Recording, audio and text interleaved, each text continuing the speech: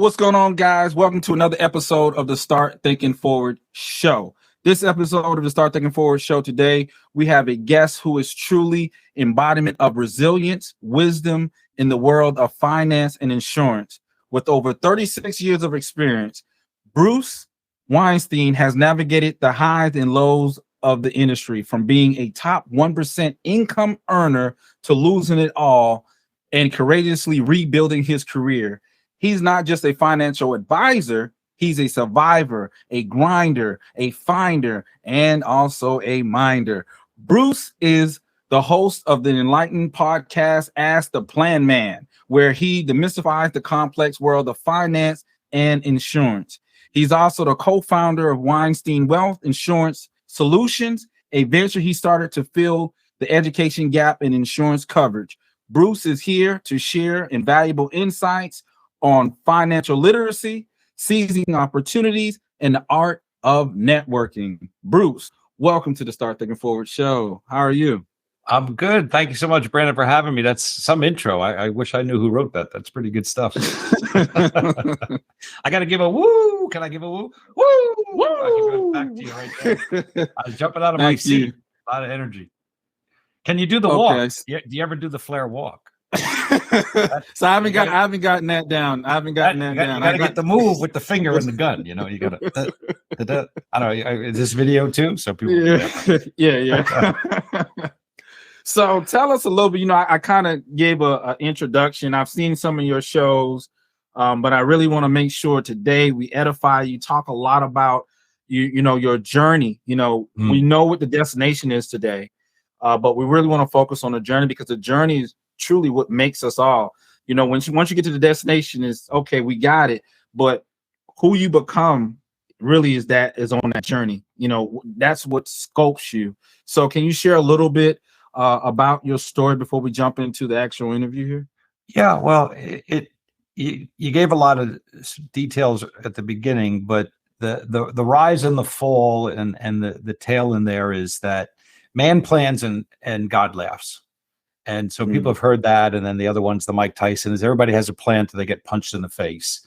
But nobody has a plan till they get punched in the you know what's down below in the family jewels. And so you know, kind of what happened to me was that combination of both, you know, getting kicked in the jewels and punched in the face. But yeah, I spent 30 years as a financial advisor in New Jersey, working with, you know, the major brokerage firms, obtained a certified financial planner designation, and led and served my clients for many, many years, helping them reach their financial destinations. And unfortunately, made a deal with the devil, and it's all public record. We don't have to give them any advertisement dollars, but lost everything in 2016. Lost my license, lost my practice over very what's been determined by third parties, very minimal cause, like somebody going to the death sentence for a ride on red or jaywalking. So, but their incentive was to take what I had. It wasn't a matter of, excuse me, the thread that they pulled on wasn't the thread that they found, the needle in the haystack. They used it as an excuse. It's not something that most people would be banished from the industry over. There are people who have stolen clients' money and still work on Wall Street, and nothing that I did was even remotely close to that. So, you know, at the age of 53, after 30 years in the business, I, as you said, lost everything. Lost my home, lost my assets, filed bankruptcy, lost my career, lost my purpose, had nothing to do. Drove Uber for a year, just trying to decompress, you know, the damage there. Yeah, it's interesting driving an Uber in a Jaguar. People are like, you're driving Uber in a Jaguar? I'm like, yeah. Like, I had Jaguar until they repossessed I had to make it. I'm gonna run up the miles on their car, right? Because bankruptcy is gonna take it soon. So, but people are like, you know, they're looking around, they're like, dude, this is a sweet ride. What is this? It's a Jaguar. So, you know, used to like a Honda Civic or something. So, but yeah, so, you know, COVID kind of came around. I'd been bouncing around. You know, when you're, any of your listener listeners out there that are in sales or in corporate America, you get to a point, I dealt with it with clients over the years, you get aged out, meaning when you start hitting your 50s, there are younger people coming up and you're making too much money, and corporate America finds ways to push you out the door. And now what are you going to do? And so for me to try and reinvent myself at 53, 54, 55, I don't have experience in any other industry except financial services. So who's going to hire me? I can't afford to take an entry-level job selling computer services, right? I don't want to sell cars. Or at the time, didn't want to be selling cars. I was trying to find that what's next. And so, that became literally 4 years of struggling, trying a couple things, getting hosed by other people, to where I finally had the epiphany that my wife and I could work in the insurance space. I can't do investment work anymore like I used to, but I could still do insurance work. So we started almost 3 years ago from scratch, an insurance-only agency business, and just dove in with Medicare and health insurance that we'd never done before. And that's where I had as you mentioned, the epiphany, and I like the word you said, demystifying, is I was astonished. Look, as a financial advisor, you're dealing with people that maybe tend to have money, right? Like in some regard.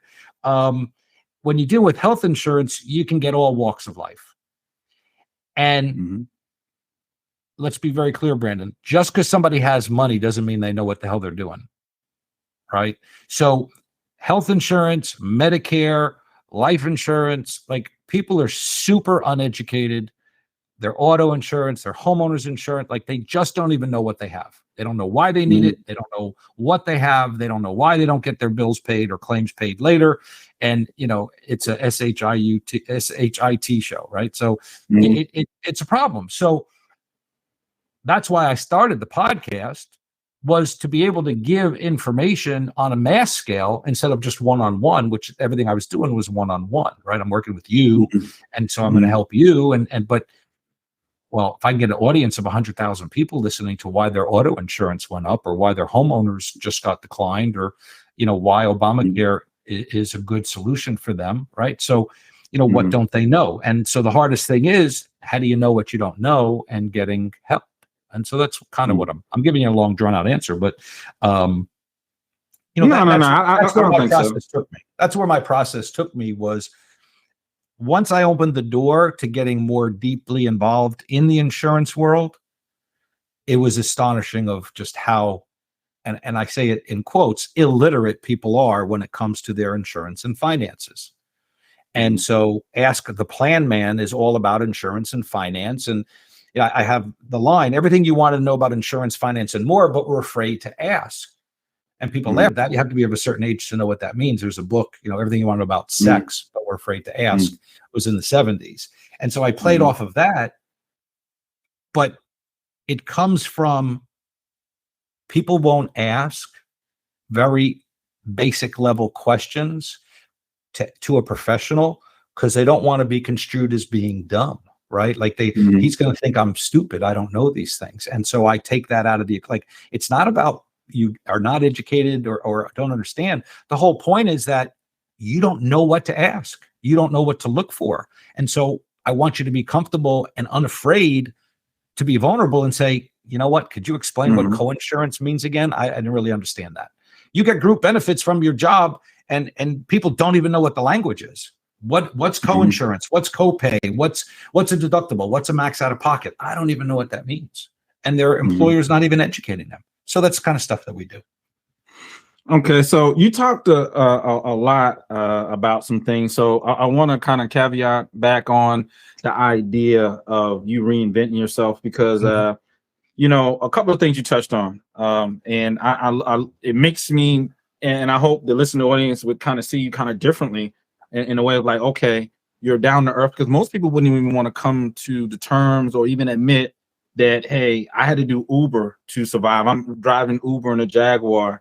I basically lost my livelihood at age 53.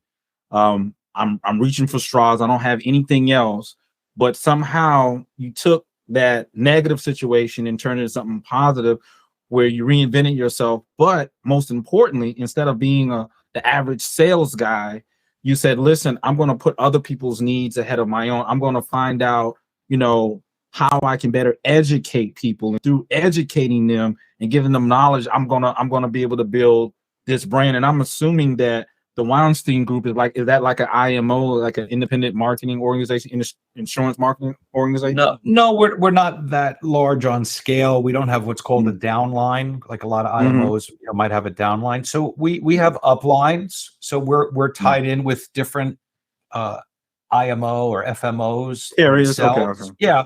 So, most independent agents can't get direct access to a lot of carriers. The carriers like Progressive, as an example, if you can't give Progressive like $1 million a year of business, you got to deal with a master house, like a general agent. So the IMO, FMO, terminology. So no, we're just independent contractors. We've got relationships across the board with all the different players in the space. And we're just, there's a line. I got a lot of lines. You stick around long enough. I have nothing to sell, just problems to solve. Okay. And so when you go back to what I did as a financial advisor and when I was a certified financial planner, well, a certified financial planner, like a doctor, has that Hippocratic oath, is do no harm. So the CFP takes fiduciary responsibility, which is like a doctor's, like do no harm. Like it's not a matter of what's going to generate more money for me. It's what's better for Brandon and his situation. And I'm obligated to give you those solutions, whether you implement them or not, whether it's the higher paying commission item or not, is irrelevant. And so that's my walk. That's how I've been doing business for 20 plus years in that space. And so I take that into the insurance world. It's like, look, I don't care if you buy Obamacare, private, group, disability. Like, I have plenty to offer you. What do you need? Let's have a conversation on what you need, why you think you need it, and then let me explain to you what your options are, and then educate you there so that you're making the best decision possible. Why don't people execute and do things? Why don't they have the things they need? It's lack of knowledge. It's lack of understanding. That leads to apathy.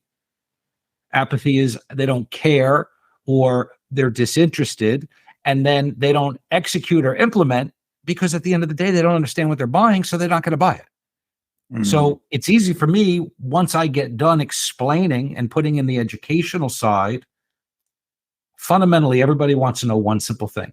How does it work? How does it work? If I give you this money into the stock market, how does it work? How do I make my money? If I put money in this annuity, how does it work? If I buy this life insurance policy, well, how does it work? Right? If I buy a car, how does it work? Well, you push this button, you put in gas, right? Like everything fundamentally, how does it work? So once you get that, then the client should feel more confident in the decision they're making because you've removed the confusion.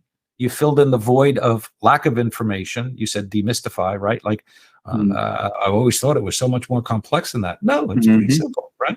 And so when you say it's this or it's this, which would you prefer? Well, you're going to self-identify one over the other pretty quickly if we've done our job educating you. And then it's just a matter of you having enough information to make that decision. Does that make sense? Yeah, absolutely. So I think we've talked a good bit about your background, why you do what you do, and one of the biggest premise that I've heard from your show, there's other things that you've done, is that you always talk about the importance of financial literacy, right? So you've mentioned financial literacy is lacking in today's society. Can you elaborate on that? Like, why is that? Is it by choice? Is it that people just don't want to deal with certain life events? I just recently had a guest on the show, and he was the founder of this company called Longevity Labs, which they were in business long time ago, before a lot of the technology and all this human potential type stuff came out. So they were ahead of their time. And one of the things that he said was like, people had an issue initially doing certain things. He also said he created another company, and it was like the divorce shield. and he was selling this to the insurance agents to go out and help their clients. Like, hey, in the event of this life event, this will help you. And what he found is that the agents didn't want to do it because they didn't want to attach themselves to something. So it just had a negative connotation to it. So we don't want to push, divorces and end of life type stuff. Do you think that that's a part of it, or is it just a bigger agenda going on here? Well, it's a great question. I kind of have separate answers because some of it is generational based upon people's ages and where they are in life.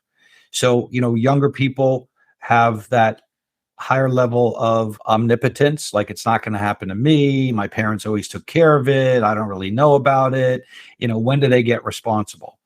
And, and start to be more responsible. And then when you start hitting people more in my age bracket, 50s, 60s, 70s, well, now it's late in the game. They might be playing catch up part of it depends on what exactly it is we're talking about. So let's use life insurance as an example. Well, there are people out there who are saying, I'm not going to bet against my own life. Like, it's death insurance. It's not life insurance, but no, it's for your family. It's for your spouse and significant other. It's for your children. It's to make sure they don't lose their home. It's to make sure that their education's taken care of, that your spouse doesn't have to go to work and put the kids in daycare. Like, it solves so many vulnerabilities.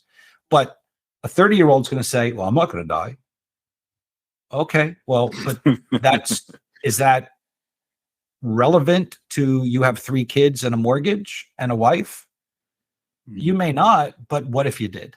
Dude, yeah. You're gone. What's going to happen to them? So you got to put them in that futuristic position and say, okay, you're gone. You were the breadwinner. Your wife stayed home, or reverse it. I'm not trying to be, gender bias. She's working and he stays home. Okay. So whatever it is, it doesn't matter. So what do you want to have happen? And so if you've got a $500,000 mortgage and 3 kids and you're making $100,000 a year, and now you don't show up anymore, you're a 9/11 victim and never come home from work that day. What happens to the mortgage? What happens to those 3 kids? What happened? Does your wife have to go get a job now? Can she make the same money you used to make? Can she meet the bills and the obligations? Can she save for retirement? She can save for college. So you know what? For a 30 or 40-year-old, it's super inexpensive to fill that gap with term insurance. So why wouldn't you put something in place? So, that's one piece. I just got a client the other day. He's 42 years of age. He's never had health insurance. Like, how do you walk around for 20 plus years in a work life and not have health insurance? But again, doesn't want to pay for it, doesn't think he needs it. He's healthy. Okay, it's all good until what? So something happens, right? So, we had a client that he travels and he was in China. This is pre-COVID, and he got sick in China. Well, guess what? His health insurance in the U.S. doesn't cover out of the United States. He didn't know that. He gets a $400,000 bill from the hospital in China. What's going to happen? He's going to have to negotiate it. He's going to have to pay it. He's going to be broke. He's going to file bankruptcy. Like, what's going to happen? So not knowing isn't an excuse, right? The apathy side of, it's not going to happen to me. I don't care.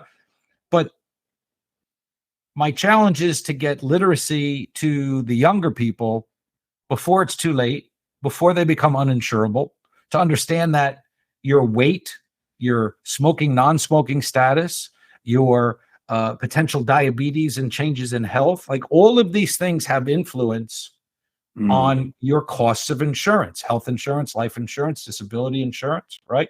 So you have to be insurable. And then again, I'll flip the coin to the other side.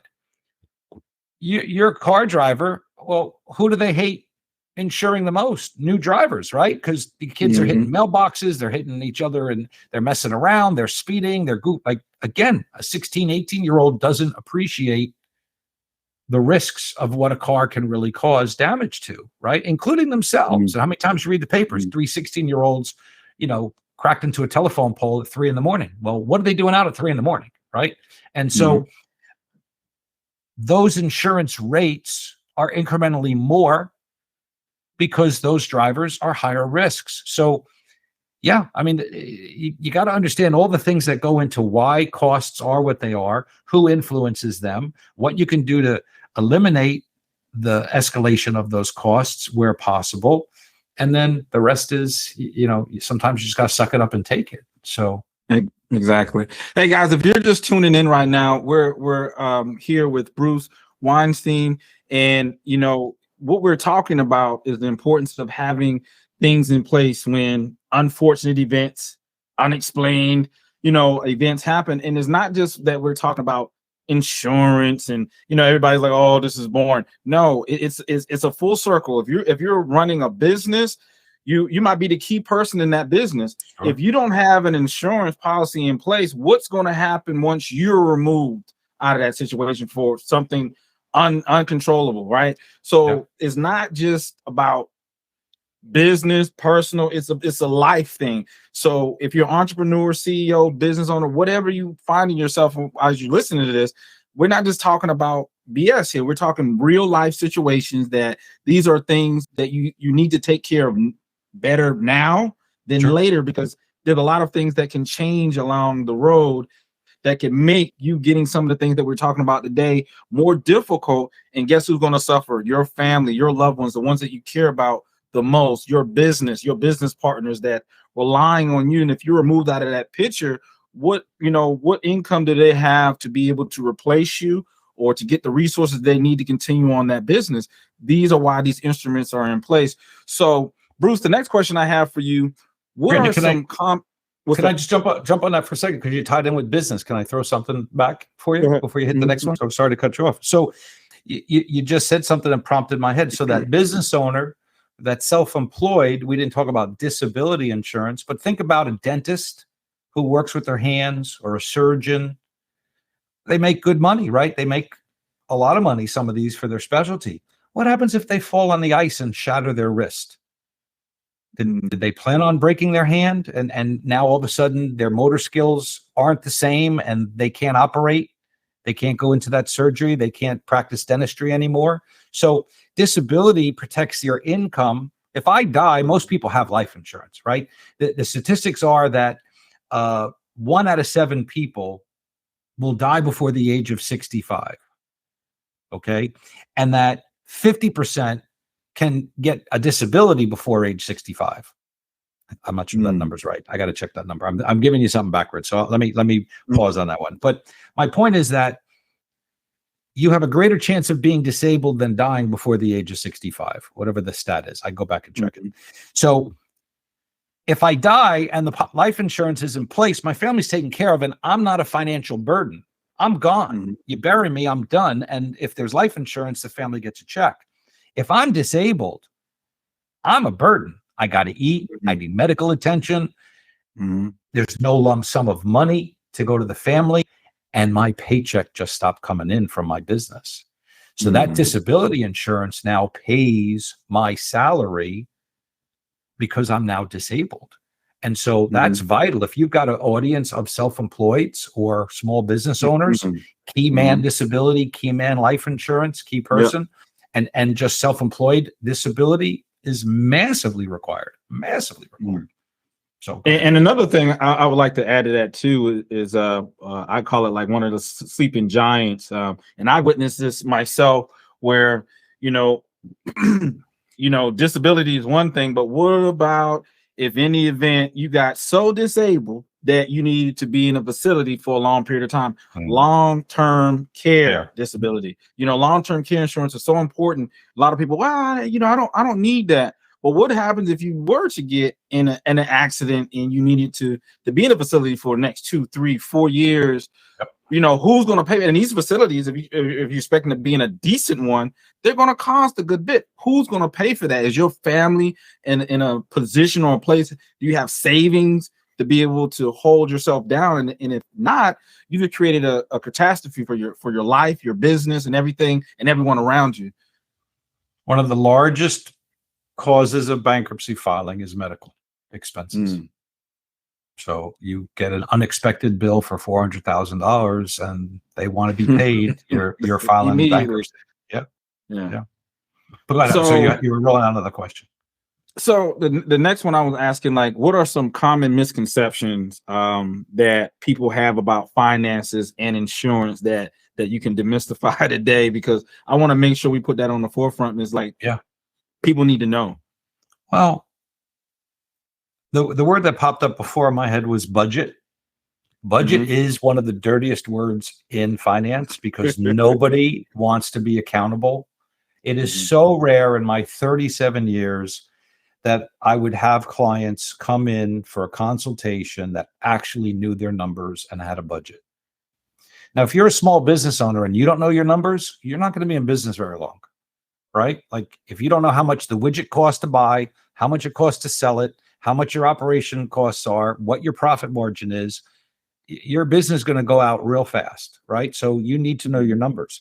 And it's astonishing to me from the household standpoint of people's personal finances, the majority of people that don't pay attention to their numbers, how much comes in, how much goes out. And tied to that is, the constant escalation of debt, credit card debt, spending more than they have, wanting it now, not waiting till they actually have the money. And I'm not saying it's everybody because it's not, but it's the majority. It's the majority of people out there that spend way more than they have coming in. They want a bigger car. They want a fancier watch. They want nicer clothes. They want to take bigger trips, whatever it is. It is what it is. I'm not judging your lifestyle, but at some point the piper needs to get paid. And so you're either going to file bankruptcy, you're going to get some inheritance, you're going to take a third job. Like, what are you going to do to pay all that? Because just like, the government, a person can't just keep printing money. The government might be able to, but a person can't. Eventually, somebody's going to tell you, you know what, Brandon, we're not giving any more credit. Okay. So the United States keeps printing money. So nobody's telling them they can't, but that's a different story. So the importance of a budget. So if you think about, the plan man, what financial planning is all about, why I'm so passionate about it, and the cause of it is, people say, why do I need a financial plan? So the analogy I have to give a visual to people is, remember we were kids, you used to like take a rock and you would skip a rock on a lake or a stream, okay? And so when you threw the rock in that water, if it's a calm body of water, right, not the ocean, but if you skip a rock in a lake, what do you see taking place? You see this ripple effect in the direction that the rock is going, okay? And so I use that visual of, well, that's what your financial plan is showing you. It's showing you your ripple effect. It's showing where Brandon is heading right now based upon what he's doing. Now, you may not like where that ends, but today's the first day we can start to take corrective action and fix it. So if you have goals, you have things you want to accomplish. We use the term woody woofy. What do you want for yourself? What are your goals and objectives? What are you trying to do? When are you trying to get there? How fast, how much money is it going to take, right? All those types of things. If you don't know how your direction is heading today, I can't go back 5 years. I can't go back 20 years. I can't tell you should have bought Microsoft when it IPO'd in, 1989. I can't tell you should have bought Apple in 1976. Like, you can't go backwards. You can't take a different job that would have been better than the job you took. You could only start today. Today is the first day of the rest of your financial planning life. Okay. So I don't know how old you are. I told you I'm 60. So if I'm not where I want to be at 60, do I want to wait till I'm 62 to find that out? Or do I want to know now? I need to know now. What corrective action do I need to take today? Do I need to save more? Do I need to spend less? Do I need to invest at a higher rate of return? Do I need to refocus on what year I could actually, or what age I could retire? Well, the sooner you know this information, the sooner you could move in that direction and change the direction of your ripple, right? So that's why the planning is so important, is it at least gives you a blueprint and a sense of where you're going. Now, if you said to me, I want to retire at age 60 and I want to have $2 million generating $150,000 a year of income, well, what does that mean? How do I get there? How many years do you have? How much do you need to save? How realistic is that goal? I need to take a picture. I need to run the numbers. Hey, you know what? You need to make 32% on your money for the next 17 years to do that. Well, you know what? Mhm. Making 32% of my money is not accomplishable, is it? So what is? Well, maybe 10%. So how much more money do I need to save instead at 10% versus 32%? How much longer do I need to work at 10%? If I tell you, if you're saving 1,000 a month and you need to save 10,000 a month, where's that 9 grand coming from? So, something in there is a non-negotiable. I don't have 10 grand. I can't make 32%. So what's going to give? Well, now you can't retire at 60, can you? Or you can't have $2 million because it's just not possible to get there. So you could still retire at 60, but maybe you have 500,000 and not 2 million.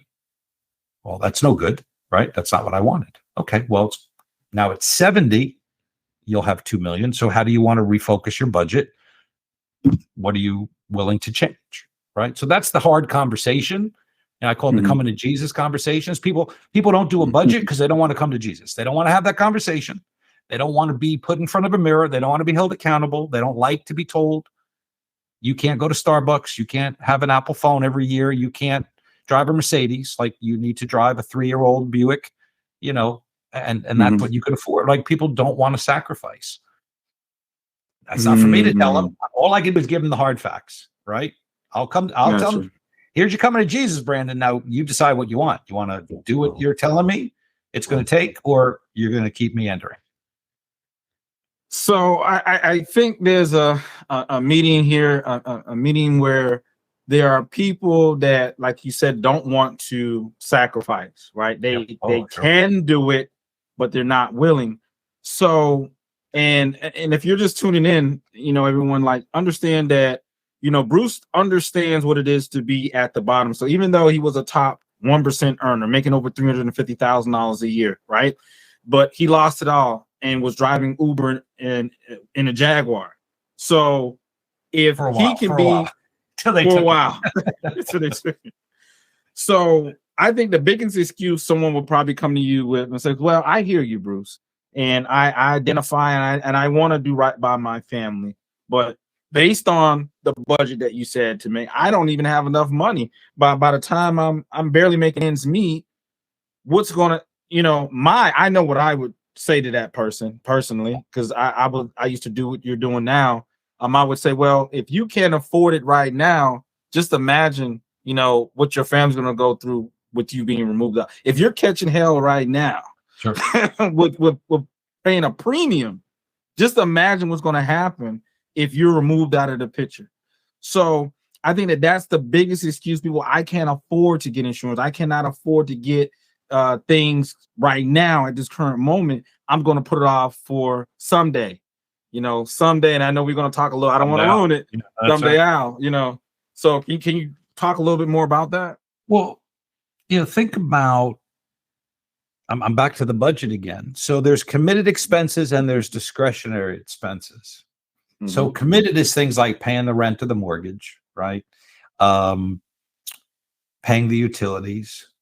But now, just on that notion, think about, you got Netflix, you got Prime, you got Peacock, you got Hulu, you got, everybody's got a streaming paid for service. So how much are you paying for your TV stuff now, right? They've got you on your cell phones, where the technology requires you to literally get rid of your phone every 2 years and upgrade.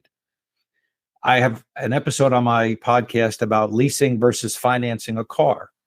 The leasing epidemic changed in the 80s and 90s to get people out of financing and buying a car and leasing. Well, once you start leasing, you never stop. You're constantly getting a payment for the rest of your life because your lease is up every 3 years. So until you break that cycle and buy a car and own it and keep for more than 3 years, you're always going to have a payment. And so in your budget, are you always going to have a $300, $600, $700, $800 a month lease payment with the insurance? Or do you buy a car once, maybe a 3-year-old, Mercedes for 40% less than sticker? And now in a few years, it's paid off and you maintain it and get 15, 20 years out of it. Like, what's the cost of that vehicle at that point? It's a depreciating asset that you're just never getting rid of if you keep leasing, right? So you got to get into people's habits of where their money's going. Yes, it's a committed expense, but they do have other options. They're just choosing not to take. I've been a long-term proponent of buying usually 3-year-old certified pre-owned. And I like my higher end cars, Mercedes, BMWs, whatever, Jaguar. But I'm not going to pay $100,000 new when I could pay 60 in 3 years. So you want to drive a nice S-Class Mercedes? I don't know how much they are these days, but when I bought one 15 years ago, I paid 60 grand. The sticker was 100. I kept it for 3 years. I sold it for over 30. My cost of using that car for 3 years was less than $10,000 a year. You want to lease that car, it's $1,500 a month. My cost of that car was under $1,000 a month, right? So again, it just, it's use of money. It's that literacy side of things. It's decisions people are making without thinking through the consequences. And so the budget is the heartbeat. Debt and credit is the lifeline, if you will. I tell you people, look, I can't fix your problems till we fix your credit and your cash flow. So we used to have a jar in the office called plastic surgery, and we'd put their credit cards in there and have them cut up their credit cards. I'm sure you did that too. So you got to get them out of a negative cash flow and into a positive cash flow. Once you get them into a positive cash flow, well, now it's easier to say, well, here you need $40 for your life insurance. You need to have this over here. You need to do this over there. We're going to put away $100 for your kids' college.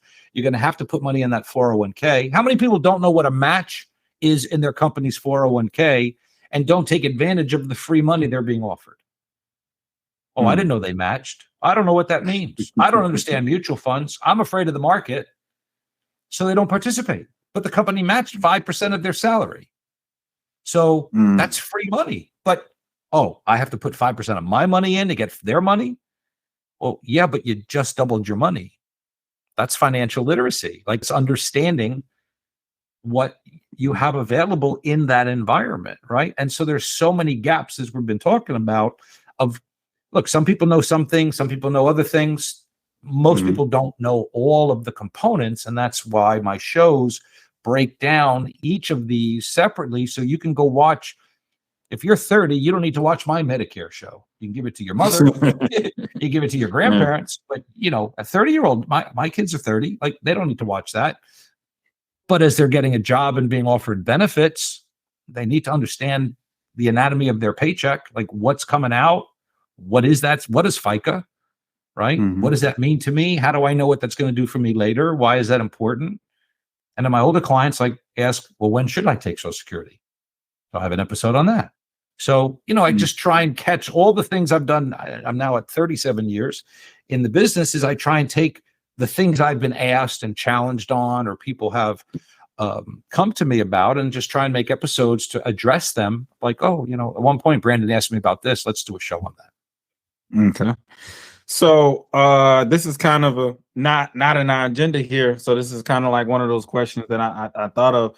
So I'm pretty sure you've heard that there's been a couple of articles coming out saying that October, that most people are going to run out of money, right? They're saying that we had a surplus a couple of years ago, how much money people had in their savings account. Obviously, Americans, we're consumers. That went from a couple of $1 trillion to now, I believe, a couple of $1 billion. And that they're projecting that October is when a lot of people are going to run out of money. Then on top of that, we got student loans going to start being due. So there's a lot going on. And then there's a possible, government shutdown pending. So with all these things looming, what do you think? Sounds wonderful living in this country.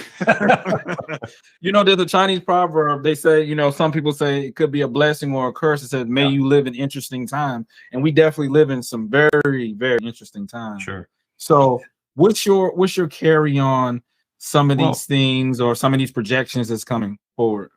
Well, I'm not an economist, but again, what was popping in my head was the word inflation, which we're back to budget, right? And the financial plan. So if you think about, my kids are 28, 30, and 32. Their adult life, they've only known really low inflation, really low interest rates. Our youngest son bought a condo a couple years ago, before, right around when COVID was first starting. Timing was good.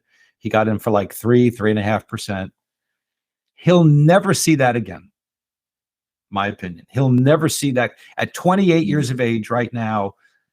Like, he's going to see 7%, 7.5% when he wants to go into a bigger place, get out of a condo, buy a home, have a family, upgrade. He's not going to be able to find 3.5%. Now, I grew up at the tail end of double-digit mortgage rates, way high inflation, oil embargoes, right? The 70s were pretty bad times. And then the economy changed in the 80s, and then we had the boom in the last 40 years. But I say this in the sense that if you don't understand history, history repeats itself.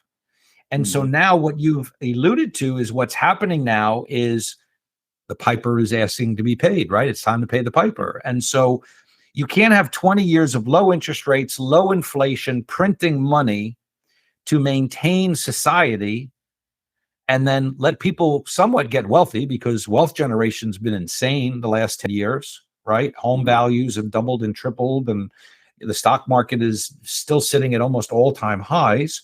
But is it fake? Is it real? Is it smoke and mirrors? Is it propped up? And when does that bell ring that says, pay the piper? Okay, so I started in September of 86, and by October of 87, the stock market crashed 25%, similar to the crash of 1929. Okay, and I've seen market corrections 4 or 5 times in my career, okay, including 2008, and the market lost 40%. So what I want to say to your listener simply is, all things end badly, otherwise they wouldn't end. If you think the markets won't correct again in your lifetime, go watch history. Go back and look at the history, look at the cycles, look at what's happening. I'm not going to tell you when, but it's a matter of I don't know. It's not a matter of if, it's a matter of when, right? So yeah, it's something's got to break. And so what we're experiencing now, what you were saying as far as the budget goes and running out of money, that's what I was hearing you saying is, by October, people are running out of money. Okay. Again, when people say, well, I don't understand inflation, pretty simple exercise. You have $10, and I used to use a lower number, $2, but you have $10. A gallon of milk for your family for the week is $5, and eggs for the week is $5. So for $10, you can have your milk and eggs, your basics in your home. Inflation kicks in, and now eggs are $10, milk is $10, and you still have $10. Which do you do without? That's inflation, because now you have to make decisions of where that $10 is going to go. Am I going to pay Netflix? Am I going to put gas in my car? Yeah. Right. Gas. What, I just saw today in the headlines, California gas back over $6. That guy going to work, that gal going to work, she needs her gas. She's got it. Doesn't matter that it says it's $150 to fill her tank right now. She's got to get to work. She needs her gas. So instead of paying whatever, $100, now her gas tank is $150. Her budget, now $50 has to come from somewhere else, which means she can't go out to dinner. She can't stop at Starbucks. She can't have Netflix, right? She can't shop at Gucci. So decisions have to be made, which is, again, I go back to that budget conversation earlier. Like, if you don't know where your money's going and it starts to escalate with high inflation, your money's going to just run out that much faster. Your credit cards are going to get gobbled up. You're going to keep spending money you don't have. Oh, by the way, your interest rates are like 30% on those credit cards. You'll never get out of, you'll never get out of debt making minimum payments, right? That's a whole nother rabbit hole conversation. So, you're asking me, I can't really address the economy side of things. I'm not that versed on the physical, economic things, but I'm a student of history, and I could basically forewarn, as I said a moment ago, is it's going to happen again, whether it's 6 months or 12 months or 18 months or a year or two. Again, you got a political climate, you got very fractional, sides, very splintered. They don't seem to, nobody gets along, the left and the right. There's no, everybody forgets that it's one country. You're fighting externally, everybody wants what they want, but nobody's really thinking about what's best for the country. And that's hard because I come from that generation that was more in the middle. Yeah. I say to people, I'm a fiscal Republican, I'm a social Democrat. That party doesn't exist because you can't keep spending money the way the one side does. And I don't believe in the social side of what the other side does. But I have to vote one way. What do you vote? Do you vote with your wallet? Do you vote on your social principles? Like, again, I'm not trying to be, overly political, but it's a combination of both of them. Right. That's the old saying we used to have in North Carolina. Like, which one do you choose? And they say both of them. So right, but there's one box to check, and so it's hard. It's hard, and so at the end of the day, when I say I'm a fiscal Republican, it's simply in the sense of I'm pro-business. The country is a business. United States of America is a business. And so it has to be run as a business. And there's nobody in the world that their business would survive the way the government runs our economy and our country. That's not a profitable, right? And so if I'm setting up a business to sell whatever, ice cream, I can't run an ice cream shop and be losing money and spending money and not have business and revenue come in to support that. The banks are going to shut me down. My landlord's going to want to get paid. My rent's going to be due. They're going to kick me out and I'm going to be out of business. And government's not that astute, is it? Like, it's just, anyway, I don't want to go. Hey guys, if you just tuning in, definitely. All right. I'm saying I'm becoming that guy and get off my lawn guy. I'm 60. I'm getting fed up. Go ahead. I'm sorry.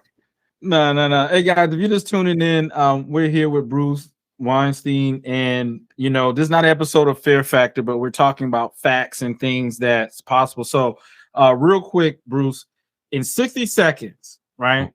What advice would you give for what we just talked about? Like, if this, whatever's going on, the economy, I'm not asking for insight about the economy. I know you're not an economist, but I'm asking, like, what are some things that a family, a business owner, or a community, a family, what are some things that if they knew what you knew, right? And that's what we're trying to get them to see. What are those things that they need to be doing?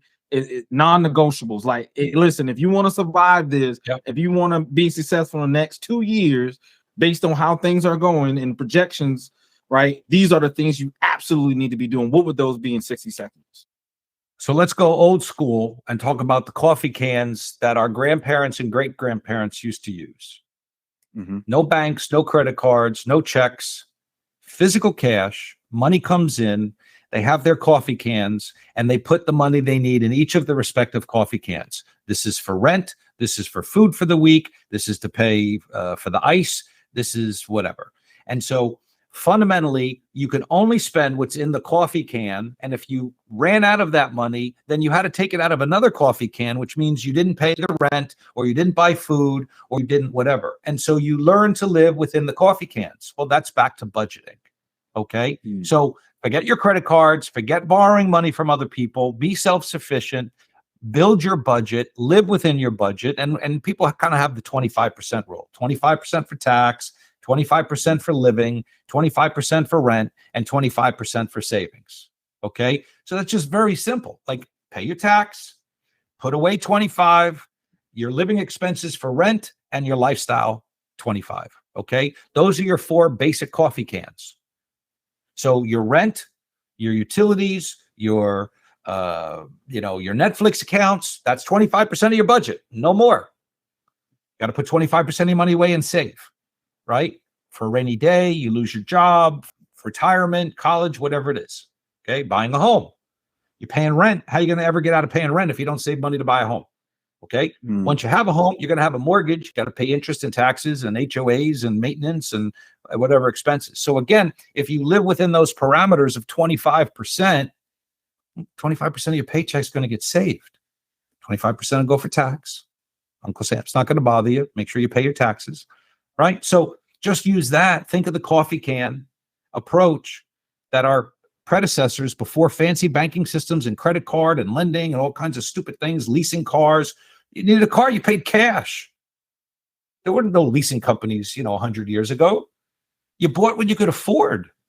You put the money away before you bought that color TV. Now you go to Amazon and, you get a $4,000, 85-inch TV delivered to your home in a half an hour. Oh, and we'll finance it for 6 months. Oh, okay. Yeah, that sounds good. And now you're paying them, $800 a month for 6 months, and you got a $5,000 TV to watch the ball game. Okay. At what cost? What is not going to be done because you now have an $800 payment for the next 6 months? So you shut off your 401k, you stop funding your Roth IRA, you don't pay the rent. It's got to come from somewhere, Brandon, right? So that's 60 seconds. Yep, a little over, but all right. So let's pivot a little bit. So one of the big things you talk about is philosophy. And one of those philosophies is a philosophy to never say no to an opportunity, right? Yeah. What exactly does that mean? What's the context of that? Well, so as a business owner, right, I've been self-employed literally since I'm 23. And, if you go back to my childhood, paper route and lemonade stand, shoveling snow, cutting grass, since I'm five years old, the lemonade stand, 10 years old for paper route. So I've always figured out ways to make my own money. And so as a business owner, a financial advisor, insurance agent, nobody pays me a salary. There's no baseline. It's strictly 100% eat what you shoot. Okay. Meaning commission generation, right? Excuse me. So as such, what I've obviously encountered and learned is insurance is a commodity. You can call Geico, you can call State Farm, you can call the General, right? And so the rate is the rate is the rate. You can't call me and I can get you flow and protective, and you can call the 800 and get flow at protective. It's the same price. You either get me as an advisor or an 800 number as advisor. They're going to pay the same. You're going to pay the same. So over the years, I had to add more value. And so the never say no to an opportunity has to do with building your own trusted advisor group, having referral partners. So if Brandon comes to me and says, hey, Bruce, I need blank. Well, let's just say it's, I need tax help. Well, I'm not a tax advisor, but I'm going to tell you and give you a couple of names of people that I trust to help you with your tax work. So did I help solve your problem? Indirectly, I did. If I said, no, I don't know anybody, you go on and you call Joe and you call Mary and they find you somebody else, and now their person was good and helped you with the problem. Next time you need something, you're going to call me first, you're going to call Mary. Probably going to call Mary because Mary helped find you somebody that time. Okay. So my lesson in it, and where I talk on insurance and financial workshops, for professionals in the space, is I basically say, look, you need a value proposition. Why people are going to come back to you is never say no to an opportunity. Hey, listen, I don't do that directly, but I know somebody who could take good care of you. Can I introduce you to them? Sure. Or I bring them into the conversation and I stay involved throughout the process on your side of the table. Because guess what? That professional is probably going to talk at a much higher level than most people are going to understand. And we're back to they're afraid to ask questions and appear stupid, quote unquote, inadequate, right? So you'll sit there like this, shaking your head. Yeah, I understand. And you're going to walk out of there going, I didn't know what he was talking about. I'm sitting there at the table. I'm going to interpret. I'm going to speak at that. Usually I do this a lot with estate planning, because attorneys are all, they're all about the books, right? They're super smart. They understand chapter and verse, but they're not necessarily people. Sorry, estate planning attorneys. Most of you aren't. and the same with tax people. And the same with tax people. They're not. I have a personality that works well with clients. Okay.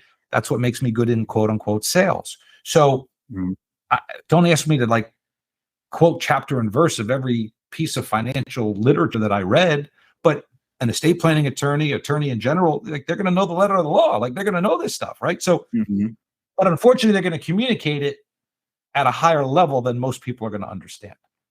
So never say no. The opportunity is, hey, listen, Brandon, I know somebody. Why don't I set up a meeting? I'll be there with you. Now, nobody's paying me to be there. You're not paying me to be there. I'm not charging you to be there, but you're my relationship. You're my client. I want to make sure it gets done right to your satisfaction. I'm willing to go that extra distance. And next time you say, hey, Bruce, I'm thinking about buying a car. What do you think? I'll give you my opinion, right? I'll tell you what to do. Reference my episode now, right? Now I can reference my YouTube. Hey, go watch that show. But like, so the clients keep coming back to me. The value is driven. And guess what? You're going to start telling people to call me. You're going to tell people, hey, listen, the dude's good managing my money. He's good with my insurance. He's a great financial planner. But boy, he's got a pocket full of resources. Every time I've needed something, he's had a solution for me that he doesn't even do. I use the Rolodex, right? People are going to laugh. What the hell's a Rolodex based on their age? So your contacts in your phone is the old Rolodex. So I'd flip through saying estate planning attorney, estate planning attorney. Here you go. I got 3. All right, Brandon, here's 3 for you. Okay. I like Joe. He's a little bit stronger. He's closer to you. You know, you talk to them, you set up a meeting, and I'm happy to join you. I got no skin in the game. It's Joe's business. You're going to pay them. You're not paying me. I'm not an estate planning attorney. But I'll correlate how that goes to your finances and what we're trying to accomplish and why they're telling you to do the implementation they're telling you, right? So it's another set of ears. It's opening up more doors. And so back to the professionalism, if you're an agent or a self-employed, somebody who's in sales in general, if you turn people away with a no, I don't do that, or no, I can't help you, they're probably not going to come back. So if you say yes, right, never say no to an opportunity is, yes, I can do that. Yes, I can help you. Yes, like just be the yes man, yes woman, and help them solve their problem, and they will be indebted to you and keep coming back. They'll stay your client longer. And the probability of them referring you, which I think we all want referral, is going to be greater because you're a value person. Make sense? Yeah, absolutely. I keep hearing the same information over and over and over. There's a book, it's called How to Network with Millionaires and Their Affiliates by Dr. Thomas Stanley. And in that book, he emphasizes that same principle of, don't be the average salesperson, go above and beyond. Like, how do you create this business? And it's really about being an exceptional salesperson. Do the things that other people are not willing to do. And one of the examples that he gave was an insurance agent that wanted to get some business. And he talks about there's 2 ways you can, get that business. One is, open season comes open. You're going to the job. Hey, John, I know open season is trying to see if you got some new employees. I can come through on Thursday and meet with you guys. Oh, yeah, of course. Okay. And that's what they do. Right. But he said the second insurance guy is, okay, let's just say this is a deboning industry, like they debone animals or whatever, and they got a special machine. Now that machine is run by a certain device or a piece of equipment, and now that equipment is being threatened because the only way to make that particular equipment, they got to use this particular resource. Now the government wants to tax this resource even more, right? And it's going to cause this companies to go, the price of them to produce the machines to go up. They're going to have to lay off people. So you, as the trusted advisor, you as the insurance guy that's not just selling insurance, you go and say, you know what? I don't like this. I'm going to write a letter to the congressman, letting them know that this is something that's negative towards that industry. And it's going to be negative to my industry because if it directly affects them, they're not going to be willing to maybe do business with me. This is crazy, outrageous. And you're like, you take that letter, and you send that letter to that client. You let them know that, hey, I don't know if the insurance agent that you're dealing with does this or cares, but we do here. And, he's saying, oh, next time that insurance agent, the other one that calls and says, hey, John, are you available? No, I'm not. We don't have any new employees. Let me call Bruce, because Bruce wrote a letter. Bruce cares about what I care about. Bruce cares about what ails my company and the things that bother us. I feel like Bruce has something to lose out of this. He got to get in the game because he really understands my industry. He's not here just to get a check or to sell my employees these services. He really cares about what we care about. Bruce, come on. Like we would love to have you here, and they're going to advocate for you even more. And I think that kind of goes in the lungs of what you're saying. Well, like finds like. right? You gravitate, like most of my clients over the years fell into a very similar consistency. And when I lost my practice and had to sell it and transition a new team in, they took over and are still managing my clients' affairs. And I'll touch base here and there and help them out. But the thing they said to me was, your clients are so nice. And I'm like, yeah, they are. And they're like, but that's a reflection of me. Like, I didn't take clients that were dickheads, like, like you attract what you, if I'm nice and caring and friendly and concerned for them, you're going to gravitate to that kind of person. They're going to want to work with somebody like that. If I've got somebody who's caustic and he's complaining all the time and he's nasty and he's belligerent and he thinks he knows everything and he's not receptive to my advice, well, we're probably not going to work together. I can't work with people that think they're God and know everything. And well, then what are you paying me for? And then they're like, yeah, what am I paying you for? Right? Well, then go somewhere else, bro. Like, it's okay. You can't help everybody. You can't work with everybody. You can't make everybody happy. So, you just next, there's plenty more. And so, you attract what you are. And so that was a beautiful part of, what I built over the years and the relationships I had. And it was the saddest, part of it is, look, I will go backwards for a second is, when I transitioned out, we spent a month on the road. The guys buying my practice, Andrew and Brian, and we spent a month introducing them to every single one of my clients in anticipation and hope they would stay with them and get to know them. And it was like going to my own traveling funeral. Like it's not often somebody gets to hear accolades about you while you're alive. And throughout the process that I had to deal with, I had to get letters of endorsement, letters of recommendation, petition the CFP board, petition with the regulators, transition clients to new people, and a lot of tears, but some really wonderful, beautiful things that you kind of take for granted and never really get to hear because most people won't tell you while you're alive. Right. And very heartwarming to read the letters and hear the things that were said on my behalf. And so just very touching. And so, look, I've always been here to serve. And regardless of what happened and the triggers that got me out of the business, my passion and my heart hasn't changed nor hardened.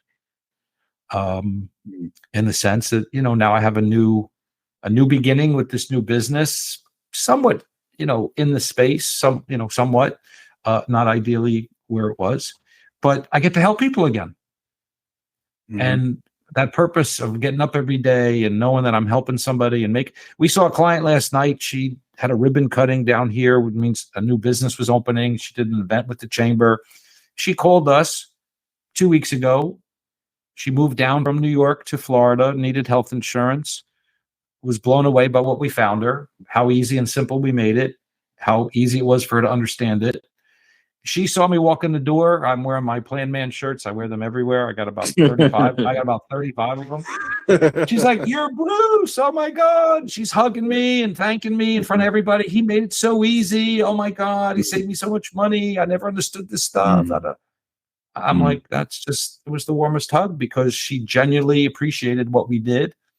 Now that's going to be an advocate. She's telling the whole room of her guests at her party what we did for her and how she felt about it. So that's the word of mouth, right? That's the reputation you want. So, that's how it all comes full circle. And I know we're dwindling down on time, but, I just wanted to share something with you. And I know that resonated with you when you said that about, when you hear people talking about you in that way. But, people care about people who care.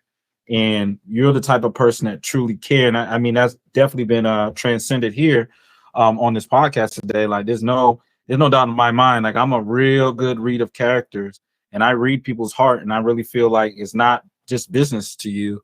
It's more like a crusade. Like you're really going out here and really trying to make a difference and really try to say, hey, listen, I know you may not know about this, but if you met the Plan Man, oh, you about to know about all the things that you need to be doing to get on the right track financially. And I think that's so important because, you know, it's sometimes it's a hard pill to swallow, because at some point people don't want to talk about these issues that we talked about today because it makes them feel inadequate. It makes them feel, like you said, dumb, stupid. Well, you know, yeah, you're a failure. Like, why would you wait till you get this? Like my mom would say, this old and rusty, to not have certain things in place. So it's so important.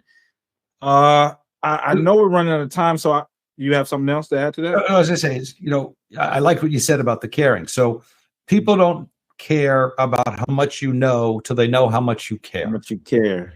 Right. Exactly. That's the other one that's very similar to that. And so in that regard, so if you lead with heart and you lead with servitude, like I said, I don't have anything to sell. I just have problems to solve. Okay. Mm-hmm. The other side of this is when you talk about the plan man and where this passion reignited. The collapse of what I had, the loss of everything. And I won't go down the rabbit hole. There's more that I could talk about, but it was just money. Okay. I lost money. I lost a lot of money. It was just money. My health was intact. My kids' health was intact. If I wake up tomorrow, I can figure out a way to make money again. It was just money. Okay. Now, with that said, the biggest calamity, as my wife witnessed this, was she said, they don't understand how many people are going to miss out on the work that you do for them, because all those new people are never going to get to know you and get your help. And so, again, this is 2016. She's like, that's the biggest. She's hearing me say goodbye to clients and tell them what's going on and the misfortune of it all. She's in tears. She's like, you're never going to be able to do that for people again. And that's the biggest crime, because you truly help people. And so now fast forward, when I got a new life and I got a new purpose and a new ability to get back in the space, that ignited me to where I need larger appeal. I need larger exposure. And the Plan Man episodes become my legacy. I got reborn. You don't know this. I'm down 65 pounds. Okay. I went on a weight loss journey because I started getting back into the business. Thank you. I was pushing 280 pounds and I was 58 years of age. And I'm like, I'm a fat sausage. Like, I can't go on stage. I can't be taken seriously. I can't, like, I had gotten, you know, there was a level of life where you're getting chubby and enjoying the good life. My wife used to tease me and call me Mr. Good Life. Well, then became Mr. Bad Life. Like, you had nothing. And then you had nothing to do and no purpose. I wasn't helping people anymore. And, you know, COVID came and I'm just sitting there eating potato chips all day. So when I got back in and I got purpose, I got serious again. I got ignited. I took my weight and control under my business. But all of this I'm saying to you is, a drowning person is gasping for oxygen. Once they get that oxygen, okay, I was cut off. 4 years, I couldn't do this. And when I got back in, I'm like, I'm so happy to be back. I'm so happy to help people. And so my legacy, whether I'm here 20 more minutes or 20 more years or 50 more years, what I want to do is instill, because I lost my voice once, Brandon, and nothing was documented. My way of doing things, my ideology, my philosophies, the way I help people, it's my message. It's just mine. And I only had so many clients. Now I want to get it out there so that the day I'm pushing daisies and 6 feet under, or in an urn, based my wife wants to do, people can go back and say, look at this guy's legacy, just like you read about Rockefeller and Ford. And, you know, I'm not saying I'm in that category, but somebody out there likes watching my stuff and listening and learning, and you appreciated what I put out there and invited me on the show. So, you know, that's my message. That's what I'm trying to do with the time that I have, and play some catch up. And look, again, if for your business owner out there, if you're chasing the money and not doing it for right purpose, you're not going to last. You just chase purpose and the money will come. I'm not worried about the money. I'm just delivering the message and the purpose and helping people, and I'll stack my nickels, and a big opportunity here and there will come about. And that's how you build a business that endures. You can't be a flash in the pan and not survive. Somebody could be 15 minutes of fame, right? But it takes true character to survive long term. So that's just kind of, where I'm tying this in for you. If you want to start bringing it home, is just my appreciation and why I own it, why I talk about it. I'm not embarrassed of my failure. It happened to me. It's a circumstance I couldn't control. It was done to me. Suck it up, buttercup. Like, you got to figure it out. I'm still breathing. I'll figure out how to make money again, right? I'm a hustler. I'm a grinder and finder, as you said, right? So I just had to find, it took me 4 years to find what I could do that truly lit my candle again. And here we are. And I mean, it's interesting because I always look at human potential, and, sometimes, in my mind, I'm saying sometimes a setback, it sounds cliche, a setback is a setup for a comeback. And to me, I'm like, there's other narratives that could be painted in your story. Who knows why this situation happened? I think maybe towards the end, or maybe this might be something that you acknowledge in yourself, like you may be better off today doing. I think, I mean, it's my opinion, and you can use like toilet paper, but in my opinion, I think you're a better individual because I've been in that industry, and now I feel like when you reignited yourself and reinvented yourself and found that new purpose, that desire to help people was always there. But now I feel like you have more freedom to really, really double down on what makes you tick and to help your clients along the way. So that kind of goes into the next point. Let's talk a little bit about your company here. So hopefully is the website available? You can see it, right? Correct? Yes. Okay. So talk a little bit about your business, your website, how people can contact you. What's the process and the ebb and flow of everything? Well, I've got two sites, WeinsteinWealth.com and then AskThePlanman.com, which is going to be merged into the Weinstein Wealth to avoid confusion. And then they can go to my podcast channel on YouTube, is planman.tv. We have 800 numbers, 844-PLAN-MAN, and that'll be a toll-free number directly to us. But you can contact us through any of the sites. And again, it costs you nothing to talk with me. A consultation is always available. There's a calendar link on every part of my social media to book a call, book a 30-minute consultation, no cost, no obligation. Got to understand the situation. You don't have to hire us. Even if we give you solutions, you can go implement it somewhere else. If your kid's in the business, your brother-in-law's in the business, and you just feel like you're not getting solid advice, or you just want to counterbalance what they're telling you to, verify it. But look, not everybody's willing to give you that time. I'm happy to have that conversation with anybody that's interested. So, just give us a call, 844-PLAN-MAN, planman.tv, subscribe to the show, pick out some episodes that you think are pertinent to you, and then write us, tell us what you want to hear, what you need to see. You can send your questions in. I always want to do episodes where I'm just taking listener questions. I've had a few people write me, they don't want to come on the show. So, they're like, they're asking me questions, and I'm like, this would be a great show. They're like, I don't want, because they don't want their business on, they're embarrassed, right? There's questions there that go to the pieces we were talking about before. Is like, they didn't do things and they're 60, they're high school friends of mine, and they're like playing catch up, or they didn't know things. And it's like, oh yeah, that I appreciate the help, but no, I don't want to be on TV. 60 Minutes knocking at the door with Dan Rather, like, hey, come in there and show us your. So I think the parting, well, before the second to last question here, what would you say what is the right to financial dignity? Well, that was the title of my workshops, which I'm going to be bringing out, frankly, this fall in webinars. Your right to financial dignity. I did seminars since the 90s, 1997, I think is when I started. And I used to invite people to a dinner. I would pay for dinner, and I would go through my Your Right to Financial Dignity presentation, which was about an hour slideshow or so.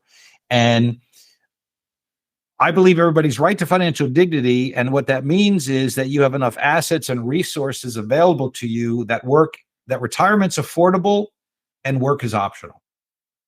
And unfortunately, most people don't get to that point of financial dignity. And we touched on a bunch of these issues throughout our conversation today of what's in the way and why people don't do things and whatever. And so I formulated that conversation and took them through that financial planning journey. And I talk about that rock being thrown in the water. And I talk about, a financial plan is a Polaroid in the film of life. That's another line I use, and go look up Polaroid if you know what a Polaroid is.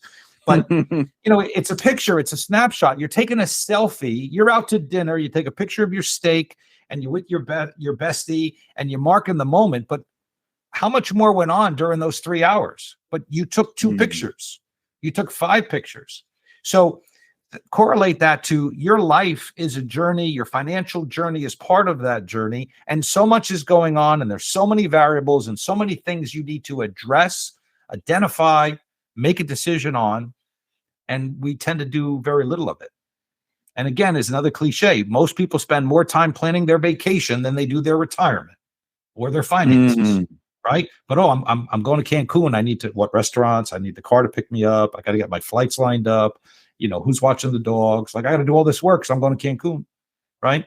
Hey, you're retiring in 15 years. Yeah. Well, I'm not really sure what I'm going to do there. Right. Like, how did you let 30 years of your career go by? Like, what are you doing? Right. How much is in your 401k? Like, what kind of, I don't know what my 401k does. I don't know. I'm in cash. What? How are you in cash? Like, I don't understand these investments. Right. So again, there's just so much. Look, your employer's not going to give it to you because they don't want to be financially responsible as giving advice, right?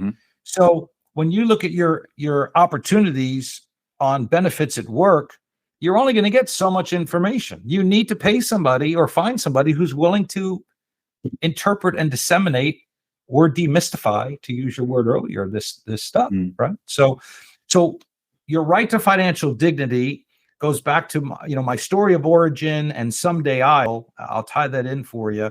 My mother died at 45 years of age from cancer. I was 22 years of age. My mother got sick when I was a senior in high school. She was 39 years of age, turning 40. And my mother lived on Someday Isle. Now, I didn't share this. My folks were divorced when I was 8. So my mother raised my brother and I, single parent, in 1971. Divorce was not even on the radar for most of the world yet. Okay. Later in the 70s, maybe. But so being a single mom in 1971 was a challenge. And so my mother used to say, someday I'll do this and someday I'll do that. And once your kids are out of school and once you're off to college and once you're this, someday I'll get to do those things. And then cancer robbed her of that. And so she never got to go to Someday Isle. So I use the Someday Isle as like, that resort, that vacation, that trip or whatever. So, I play off the word Isle and I will.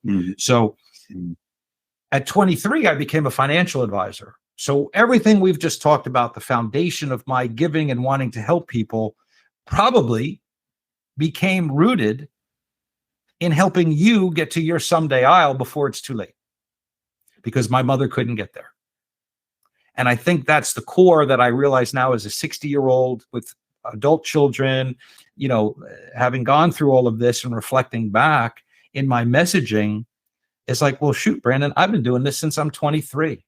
I'm more passionate and knowledgeable I am today than I was at 23, but I was doing it back then.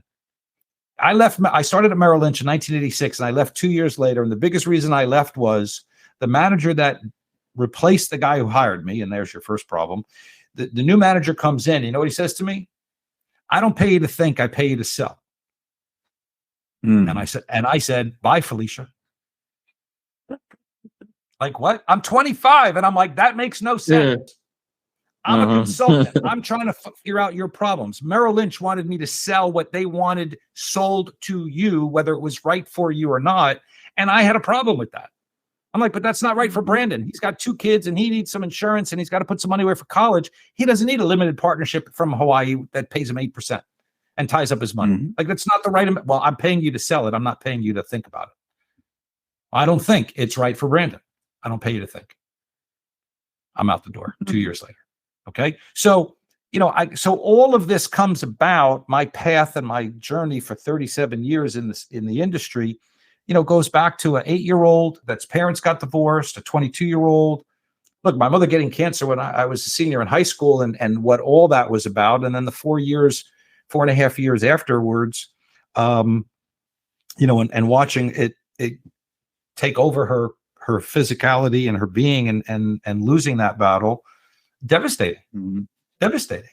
And so, a lot of what I talk about, and let's fast forward to now when I'm 53, 30 years later, my response to "it's just money"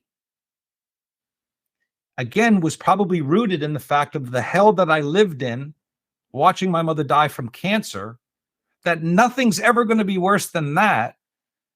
This is just money.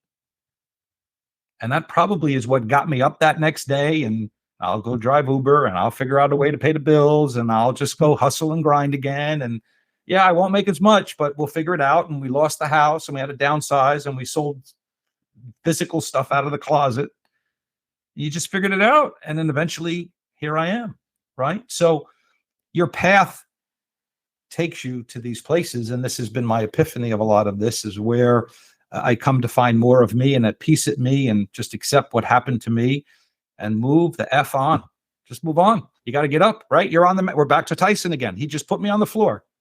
I'm on an 8 count. You getting up? Or you gonna sit on the floor? Okay. He bit your ear. He kicked you in the nuts. You getting up, or you're quitting, right? So I'm not a quitter in that regard. As long as I'm drawing a breath, I'll figure out a way. And so a lot of that backstory molded me to my gumption today, right? My fortitude and my ability. And look, I can't tell you how many people have said, like, I'm surprised you didn't kill yourself. I'm surprised you're not an alcoholic. There's not a heroin needle in your arm. Like, I'm telling you, millions of dollars were lost. But it's just money. It's just money. But it's just money. And you know what, Brandon? You got your life. You got time. That to me is the most important. Like, you can't get time back. You can't get those back, but you can always get money. You can't get time. Like, I remember hearing a talk, and I think it was I don't remember exactly. I don't want to quote it wrong, but the premise of this is like, before I would sit with someone and give them my time, hey, do you need money or something? That's why you call? And I thought it was so humorous when I heard that, like, before they will be willing to divest themselves of time to just be sitting around with this person, they're like, hey, are you calling me just for money? Because we don't got to hang out if you just need money. I'd rather send you the money because I got to have my time. Because I know as long as I have my time, I'm able to make countless amount of money. So you've heard the cliches. I'm sure people out there, nobody on their deathbed says, I wish I spent more time at work. Nobody. Yeah. And to the point of money is, and there's no suitcase of cash coming with me to heaven or hell. So you ain't taking it with you. So it's literally just money. And so if you're not creating memories, you're not forging relationships and memories with those people, whether it's family or friends, like, what do you value out of life? Not to get all philosophical here, but, my fraternity brothers stood up for me. They've lent me money to get back on my feet. It's a very humbling experience. Selling stuff on eBay to raise capital and just pay bills and do stuff. It's all a very humbling process. You bottom out, it's very humbling. And I was always the guy that would help you, and it's hard to receive that back. And they said simply to me, dude, we know you've done it for others, and you're welcome to it, because we know you do it for us, and we know you've done it for others. And if you need it, it's here for you. And it's a tearful moment, and it's a humbling moment to have somebody that not family. My family did not step up at all. But to have my fraternity brothers who are my family, my fraternity brothers who are truly family in that regard. And so, it's meant a lot. I'm Carl and Conrad for, too, for sure. And Joe. And so I'll give them a shout out. If hopefully they'll listen, but it's meant the world to me that their loyalty and their friendship has supported me to get back on my feet. Now, I didn't get money to pay rent. Like, I didn't have to go to that point, but I was trying to start a new business, and they knew what I had. They knew what happened. They were clients. So they know what happened. and they believed in me. And it wasn't like, well, I need a personal guarantee I'm going to get this money back. They're like, dude, like, what do you need?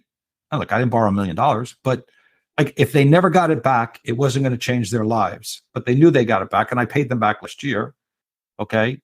So, but they gave me what I needed to get started and invest in myself, invest in a new business, to do things I needed to do. So again, if you're a business owner out there, you need to invest in yourselves, and you do need to borrow money once in a while. It's a smart loan if it's going to do things to help you grow and expand your business. But you have to read the book, The Power of Broke by Damon John. Right? Yeah. Okay. Oh yeah, yeah. Okay. Great book. So I read that book. It's a quick read. It's a one toilet, reading. You don't have to sit there. Sorry, I don't mean to be, but it's a quick read. It's a quick read, right? So, but the power that's in there is you got to make decisions with every dollar to make sure it's going to do what you want it to do. And there's a lot. The biggest, again, I'm trying to give some lessons to your business owners out there. The biggest mistake you could have is thinking you have money to just throw at everything without thinking about the consequences and the return of that money back. So people with money will throw money at a business, not knowing what the heck they're doing, and make really bad decisions and still fail. Okay. Conversely, when you have no money, and Damon's message in the book and what I was dealing with was, okay, I just borrowed $10,000 from somebody. I need to make it last. I don't have any revenue. Everybody's got their hand out. Well, you need $50 for this and $100 a month for that. And I need 200 for you to do this. And I'm like, no, yes, no, yes. Okay, this one. Like, I had to decide on where to spend that money before money came in. And then when the money came in, I had to decide, where am I spending it next? And I spent the first 18, 24 months in our business. We're only in our third year. I didn't take any money out of the business for the first 2 years. I borrowed money. I built cash flow. It's a lot of revenue is, slower, longer, paying. It takes a while to get it in. But once you get critical mass coming in, well, now I know, again, I got to know your numbers, right? Got to know your budget. All the lessons we've been talking about the last hour. Well, I know what's coming in. I know what's going out. And now when somebody says, well, Bruce, I need $1,000 a month to do your social media for you. Well, last year it was no. This year it's like, tell me more. Because I got to buy time. There's a great book out there. I'm going to get my phone out only because it's on Audible. So give me a second. I'm pretty sure I just finished it not that long ago.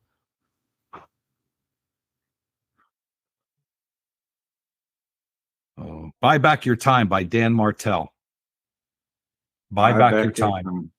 Dan Martell. He's got a bunch of books out there. I like Audible. I got a bunch of good books out there. But so, what does it talk about? So we were talking earlier about time, running out of time, limited amount of time. Where do you put your time? We all have 24 hours in a day, whatever the math is, seconds and minutes and whatever else. Where am I putting my time? Am I sitting here with Brandon? Is this a good use of my time? Well, if I'm connecting with your audience and helping them make better steps, and somebody's going to follow the plan, man, because of it, or they're going to make a move based on my guidance today or message today that I never know about, well, then that I'm winning, right? Like, I'm trying to influence people to do better for themselves, whether it comes my way or not. I don't care. But I got to start leveraging my time.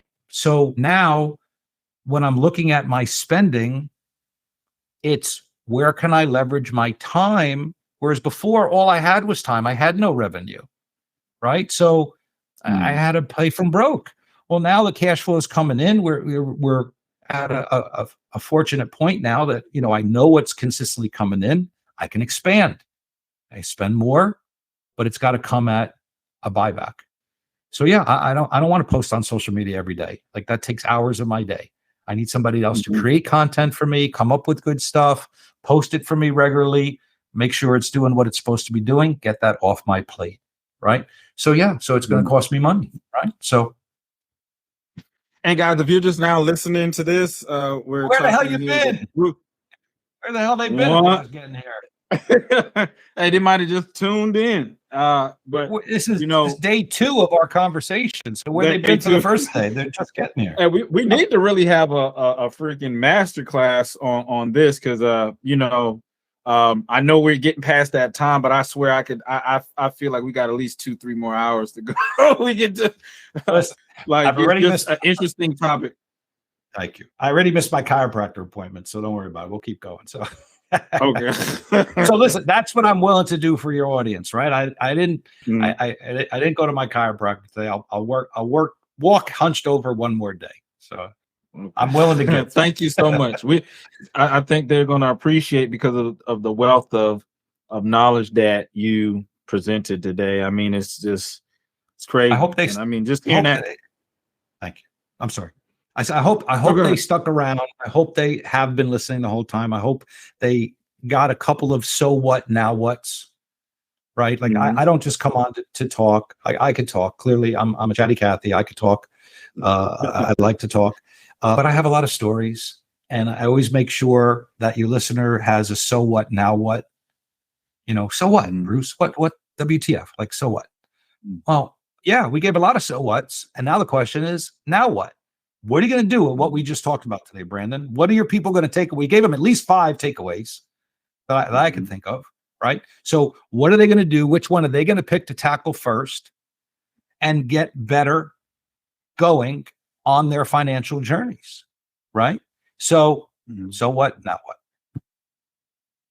That is the big question for everyone that's listening in. This has definitely been an electrifying hour and some change with you, Bruce. I really appreciate it. And I mean, like this is being honest and transparent, like down to earth. And that's the biggest thing. When I first originally started this podcast, like literally over 9 years ago, Oh, wow. Good for it you. was ideas of real talk for real people, down to earth, and just to be able to connect with someone like yourself that just, you just put it out there. You let people know what happened to you, your story, but hey, you was able to overcome, pivot, and now you're here on this platform today showing people, hey, this is what you need to do to address some of those financial insecurities that you have in your life. And there's no excuse to continue walking in ignorance when you have an opportunity. And I'll share it again on the screen here. When you literally have an opportunity to connect with Bruce and get the information that you need. So it's very important to me. And Bruce, if you can go ahead right before we get and wrap it up again and talk more about how they can contact you, how they can and share that number again. I think it was 844 Plan Man, but I want to make sure. Yeah. Thank you so much, Brandon. I really appreciate your hospitality and the thoroughness that you put into this and the agenda that you created to talk today. So thank you so much for that. And congratulations for 9 years on the show. But look, folks, simply stated, I'm a unicorn in the space. We do everything in the insurance world. I have 30 years of financial literacy, 37 years of insurance literacy. And so we're here to help you in any walk of life, financial or insurance related, self-help or otherwise. If it has an I, I'm your guy. Anything insurance related, we can help you implement your auto, your home owners, your motorcycles, your boats, your RVs. If you have a business, your commercial, your workman's comp, your liability.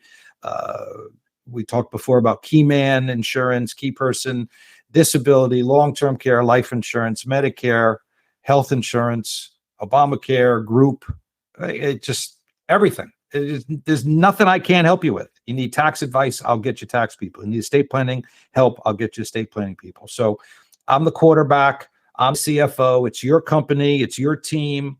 I just help you navigate that journey. I show you your blind spots. I show you your vulnerabilities. I put a mirror in front of your face and say, okay, Brandon, what do you want to do about it?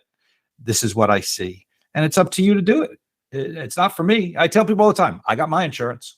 I have a client like, I don't want to pay that much for my life insurance. I'm like, bro, that's okay. My wife's got plenty of life insurance. My family's taken care of. If you don't want that life insurance for your kids and your family, okay, my family's covered, right? So you go to the website, a lot of information out there on all the different insurance topics.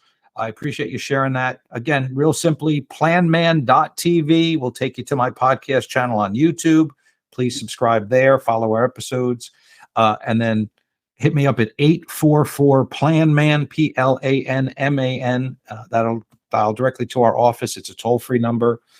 Bruce at Ask the Plan Man. rick.com. You can email me there. So listen, there's so many ways. I'm on Instagram. I'm on TikTok, Facebook, YouTube, LinkedIn.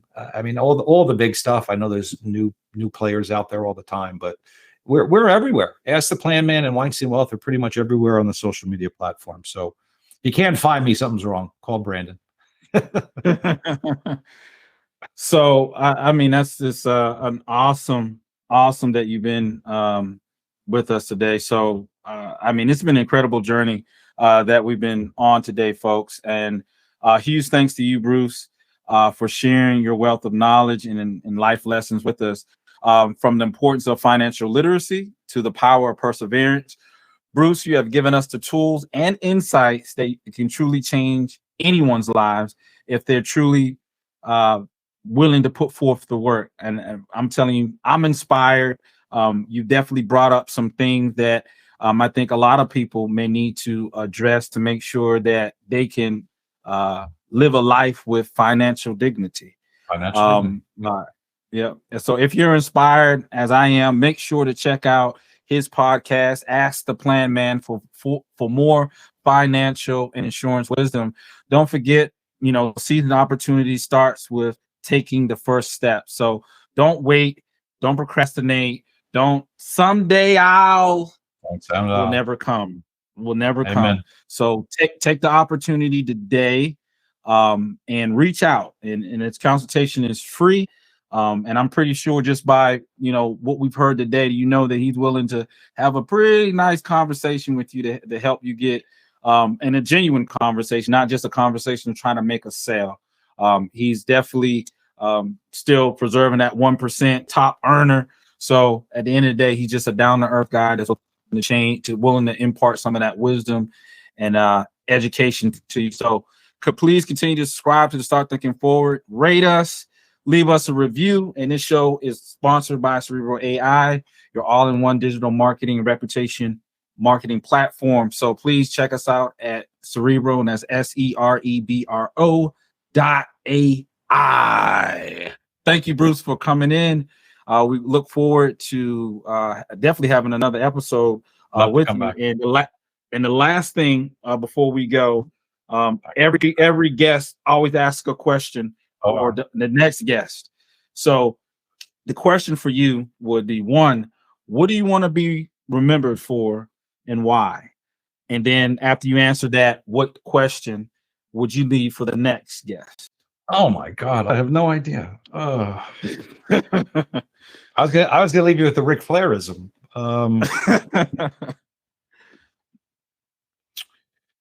What do I want to be known by?